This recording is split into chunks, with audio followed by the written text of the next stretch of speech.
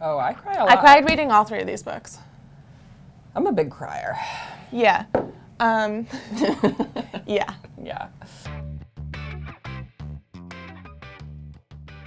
Hi, I'm Abby. I'm Emma. And we're from Read It Forward, and this month we are recommending great books that are very sad. Books that made us cry like little babies. These 6 books are perfect. They are tearjerkers that are guaranteed to make you curl up in a ball and shed a tear or 2. Or 3,000. Yeah.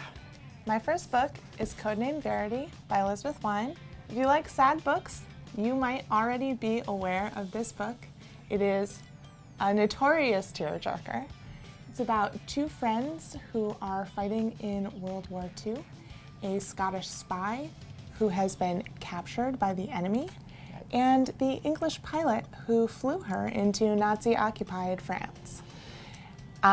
Things in Codename Verity that made me cry.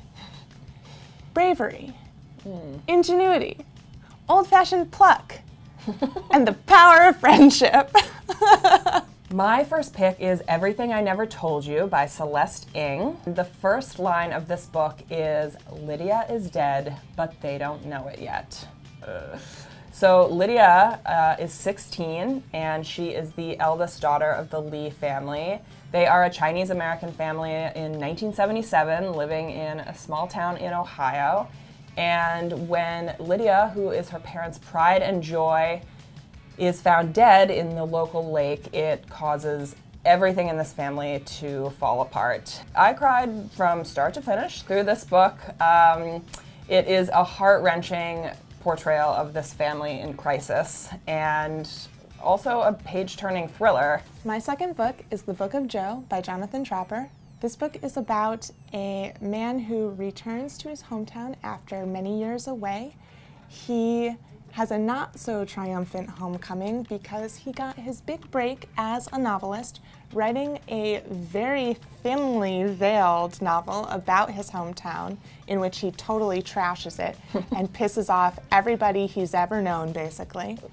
He comes home because his estranged father has had a stroke, and so his homecoming is really about coming to terms with his relationship with his family and with all of the people he left behind who have many grievances against him, both large and small. My second book is Where the Light Gets In by Kimberly Williams-Paisley. Now, you might recognize her from Father of the Bride and also Nashville. She's a fantastic actress, but what you might not know is she's also an amazing writer.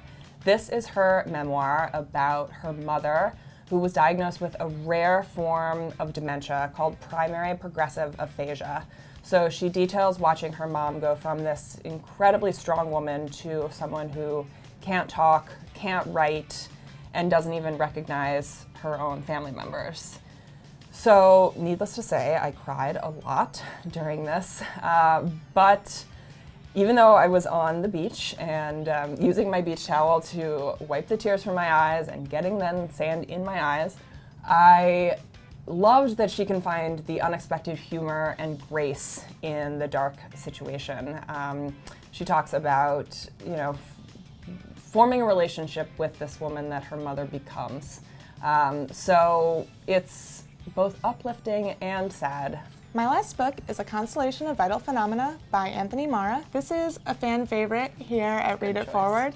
We love Anthony Marra's writing. This book in particular is a crier, although all of his books are very affecting. Constellation of Vital Phenomena is an alternating point of view story. It's the interconnected lives of several people who are living during and in between the Chechen wars.